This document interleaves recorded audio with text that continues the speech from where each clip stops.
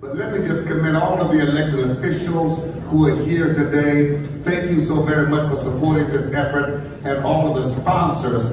Thank you for your generous support of this effort and of this movement. I am from Houston, Texas. Pastor Donald Franks, my good friend, for many years said that he pastors in Port Arthur, Texas. Yeah. In his introduction, he said, I pastor in Port Arthur. And I said, well, I got a church that I don't know about yet. But I am from Houston, Texas, and I'm honored to be here with so many friends whom I've known for over the years. And I bring you greetings as well from the Houston branch of the NAACP, where I'm humbled to serve as the president. And I gotta say a quick word about the fact that the Houston Texans are in the playoffs. Yeah. Didn't have to do that. Isn't that incredible? It was good. I was doing good until I said that. It's all right. Let the Lord use you. The Houston Texans are in the playoffs. And people said, man, they come from a long way and over a year. I said, yeah, I've only been the chairman of NRG for a year, so it has something to do with the fact that the Texans are in the playoffs, I hope. But aren't you proud of C.J. Stroud and D'Amico Ryans? Yes, sir. I want to today share a few things with us. These words by Rabbi Abraham Joshua Herschel rings true in my mind. Rabbi Herschel said that a prophet's true greatness is his ability to hold God and man in a single thought. A prophet's true greatness is his ability to hold both God and man in a single thought. I believe that characteristic epitomizes Dr. Martin Luther King Jr. Most people think of him as a scholar, and indeed he was. People think of him as an orator, and he was absolutely an extraordinary orator. He was a historian. He was many things, but what Dr. King was at the core, he was a prophetic witness to a lost world. Yeah.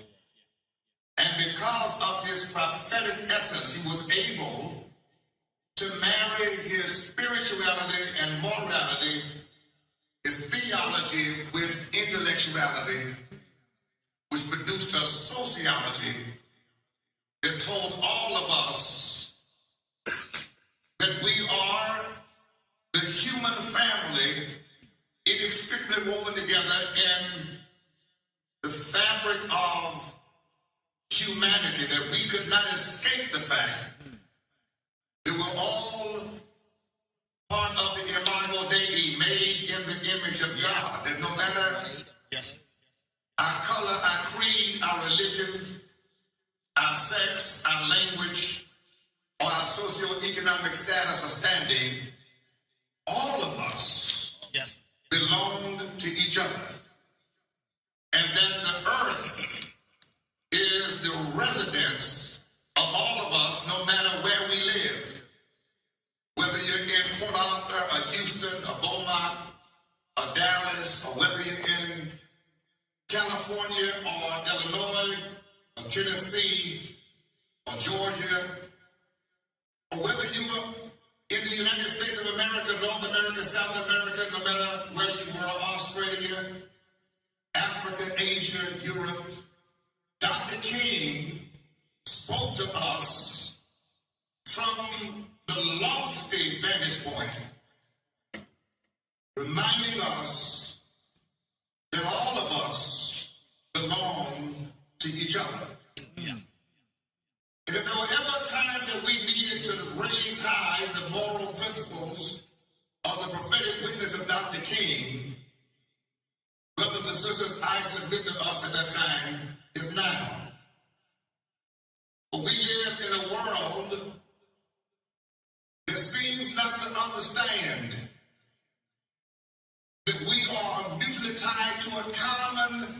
destiny. That none of us can become what any of us should and could be if we leave the rest of us behind. Yes, sir. We live in a very divided society. And at such a time as this, it's necessary that the voices of those of us who would honor the legacy of Dr. King would do so in ways that I think we've not done enough of in recent decades. Having conversations with Martin King III and Bernice King, who are friends of mine, and having conversations with people like Ambassador Andrew Young at a lunch table a few months ago. I'm hearing from people like Ambassador Young and Dr. Virgil Wood, who is now 95, Dr. King's friend and protege, Pastor William Lawson, Dr. Lawson, who was Dr. King's mentee and protege. And when you talk to people who were with Dr. King just 2 nights ago, with Attorney Fred Gray, who was his lawyer, the lawyer for Rosa Parks and many others in the movement, and all of them in separate conversations say some of the same things, and that is, Martin would not want the kind of celebrations that most people have. That Martin King would be disappointed. He probably turns over in his grave. Yes, sir. And all of the things that happened in his name that he was not about. Yes, sir. Yes, sir. It causes me to tremble. Think about the fact that we honor the legacy of a man who was not interested in fanfare. Yes, sir. But he was interested in human progress. Come on, yes. He was interested in doing what was necessary to save the soul of a nation. Ambassador Young said to me with a trembling hand as he spoke, most leaders today, even in our own community, think too narrowly to connect with what the movement was about. Said the movement was not simply about making black people free. It was about that, but it was more than that. He said, Martin and his group, we were trying to save the soul of America. The nation's soul needed to be saved. And God would use the least likely to do so. He said to me,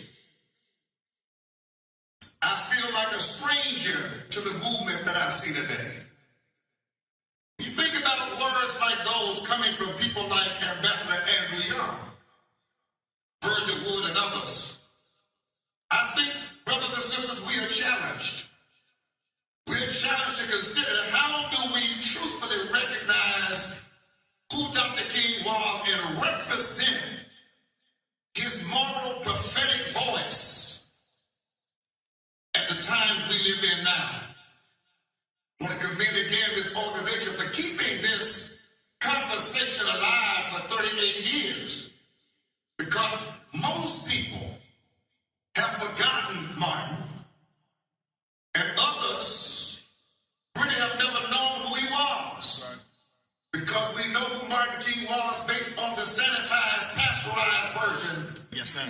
That waters him down to a poetic speaker who had a few rhyming things to say. Yes, sir. But Dr. Martin Luther King Jr. lived and died for something deeper than that.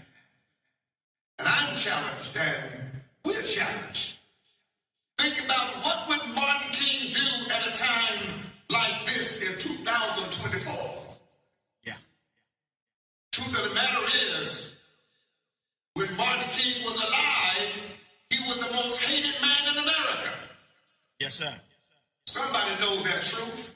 Yeah. And the other truth of that is, most people who are following Martin are more comfortable following the Yes, sir. Then Yes, they sir. would have been following the living Martin Luther King. Yes, sir. Talk, Reverend. Lord. It's easy to follow a dead man because it requires no commitment. All right. Yes, sir.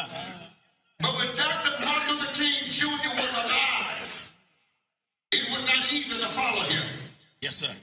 And so our challenge today is, first of all, we must, if we're going to honor him, we must be educated.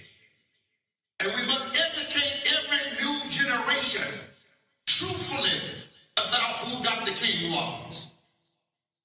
When Dr. King came to Houston, he came a few times. The last time he vowed to never return. Because even the pastors would not open their doors to Martin King. Wow. Only 5. Only 5. Tear gas was put in the academic system at the Coliseum downtown to run he and Aretha Franklin off the stage. Even Houston did not want Dr. King. The National Baptist Convention voted him out, which is why the Progressive National Baptist Convention got started. He was hard to follow. And what made Dr. King hard to follow was that he had more than speeches and conversations, he had commitment. Yes, sir. And he was challenging the constructs that caused the civil rights movement to be necessary. Had there not been slavery for over 250 years, followed by Reconstruction, trumped over by Jim Crow, that led to the lynchings and led to all of the atrocities that we read about, the civil rights movement would not have been necessary without American hypocrisy. It's J. Cole, the rap hip artist, who says, talk about hypocrisy. They came here fleeing from oppression and ended up owning slaves. That's the American backdrop. Yes, sir. And the truth of the matter is, if you read the FBI's reports, hate groups and hate crimes have risen in America in the past 5 years more than ever. Yeah. Today, extremist organizations are flourishing in America. Yeah. Today, we don't have a Voting Rights Act.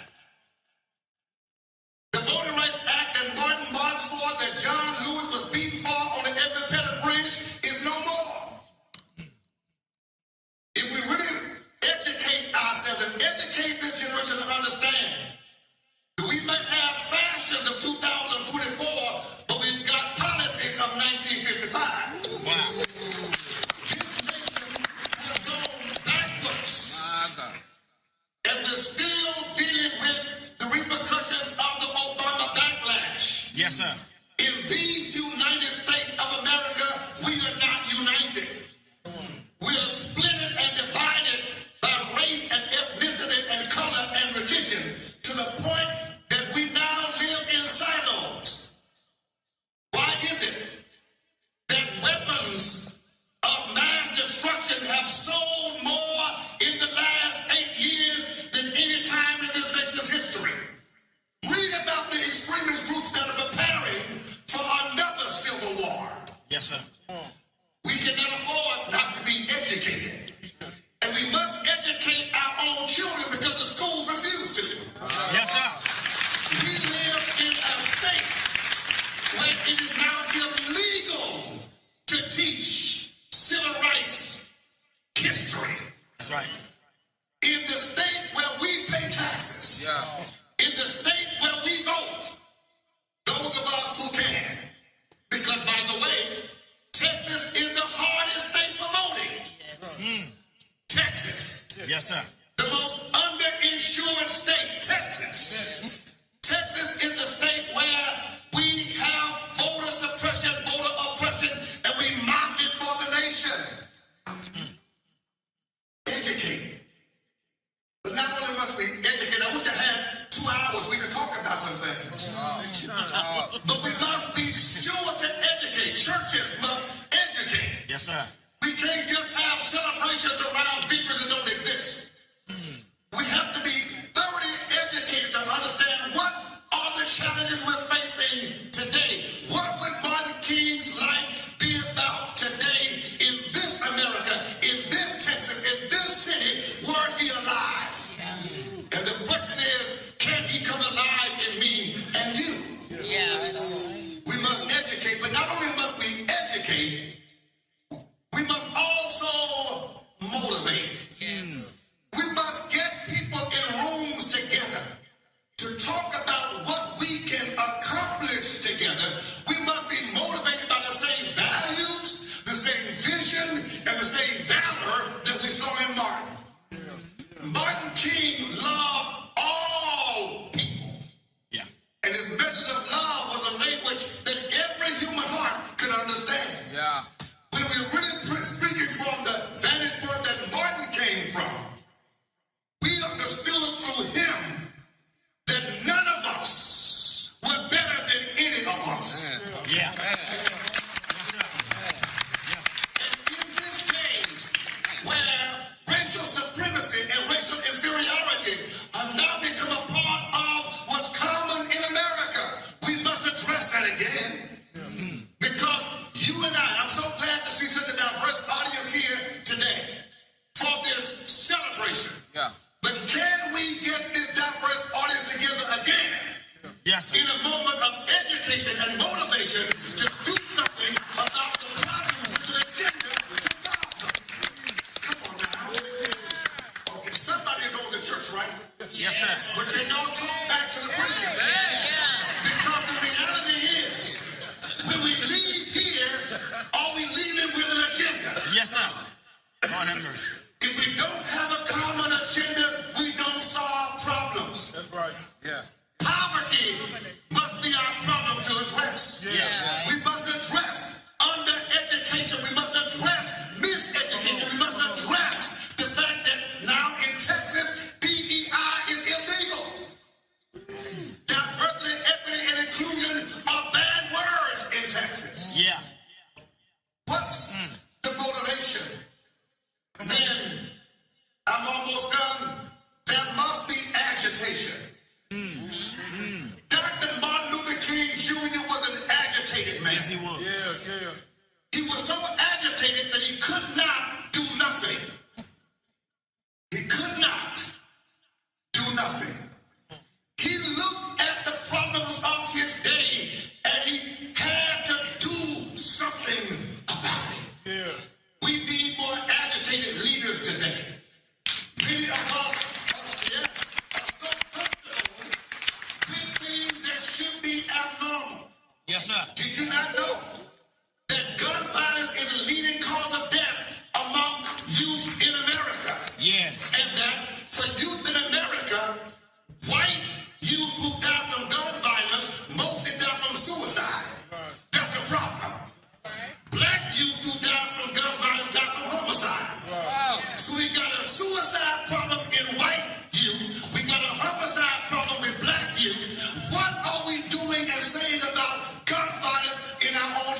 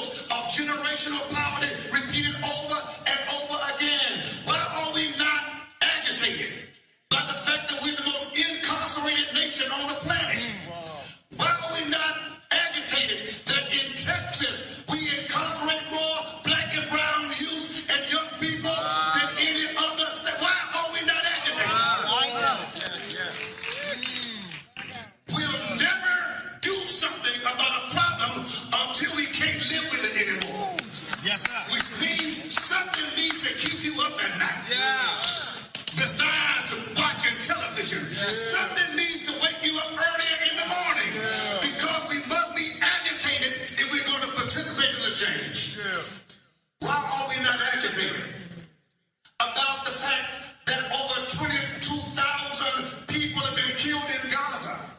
I was agitated about the 1,200 killed in Israel. Whole rally spoke out against it. But death is death. Wow. Oh, God. Wow. Whenever genocide takes place, you and I should be saying something about it. Yes, sir. What was the Sunday morning sermon about, Pastor? What's the Bible study about? Missionary, what are we doing? Martin would be agitated. Yes, And sir. finally, we got to be dedicated. Dedication means more than saying a speech. Dedication means that after the program is over, people sit down, put together a strategy and a plan, and show up and speak up where we need to be.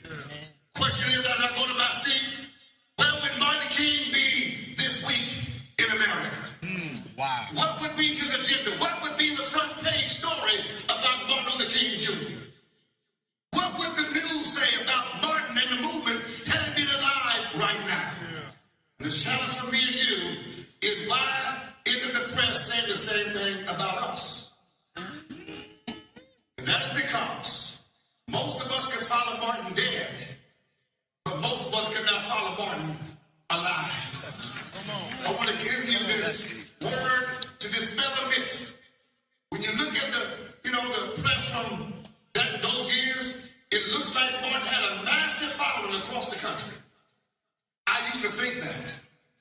But I've been enamored with him since I was a child. I've been studying him since fourth grade.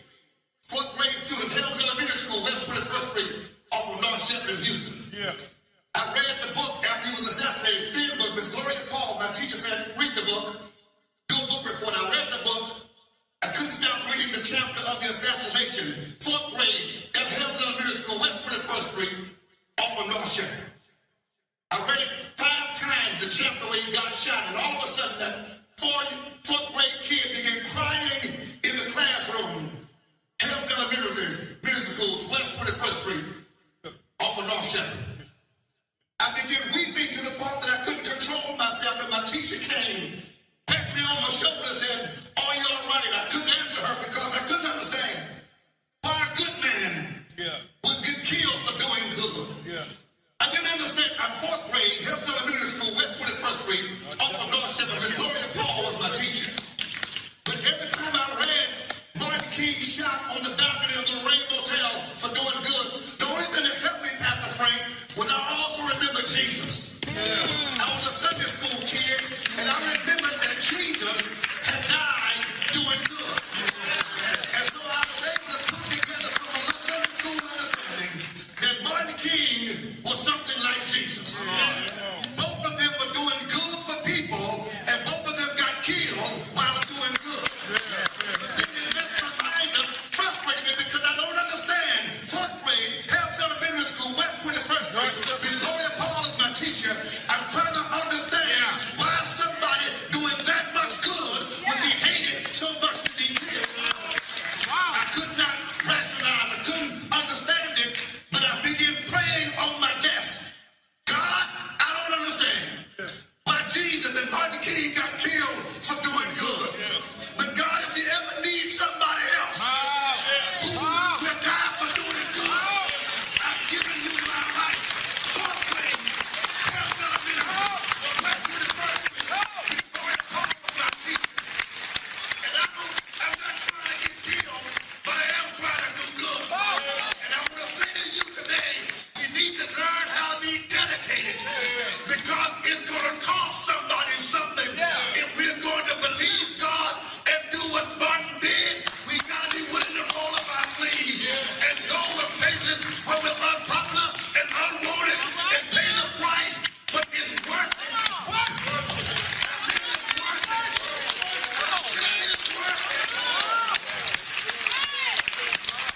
When you just look at somebody and say, neighbor, it's worth it. If we can make it for the next generation, it's worth it.